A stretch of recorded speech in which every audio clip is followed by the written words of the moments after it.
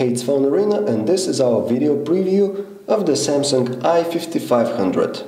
The design of the i5500 is quite reminiscent of the Samsung Corby or the Samsung Lindy with that chrome-like frame. On the front side we have a 2.8-inch touch-sensitive screen, which is still standard for this type of device. The resolution is also not really high, which makes the smaller text a bit harder to read, but still everything is legible. Below the display we have these four physical keys, which at this point are mandatory for this operating system, like the key for going back to the home screen, a step backwards, or search.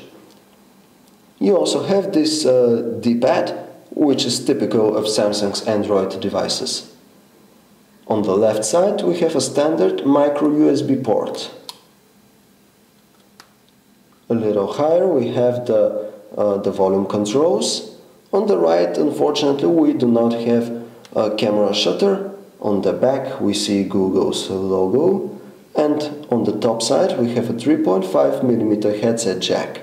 One of the most interesting things in the Samsung i5500 is its personalized user interface called TouchWiz 3. It actually is very similar to the standard one for the operating system. Again, we have these multiple home screen pages on which we can deploy widgets, shortcuts, or directories with shortcuts. At the bottom of the screen we have shortcuts to the one of the most important applications.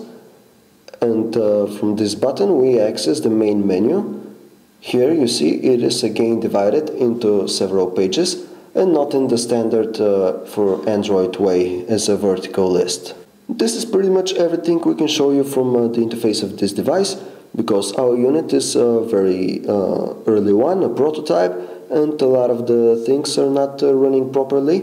But still, even on this early unit we can see that the interface is quite snappy. So we hope that things will be even better in the final unit. As a whole, we're really into the idea of the Samsung i5500. The device looks very nice, feels alright in the hand, with its smooth plastic on the back, which also provides a good grip. And we also like that Samsung has decided to utilize a capacitive screen instead of a resistive one, which we saw on the HTC Tattoo. So because of this, we're eager to see a final unit of the i5500. For more information on this device and many other phones, you can visit us anytime at phonearena.com.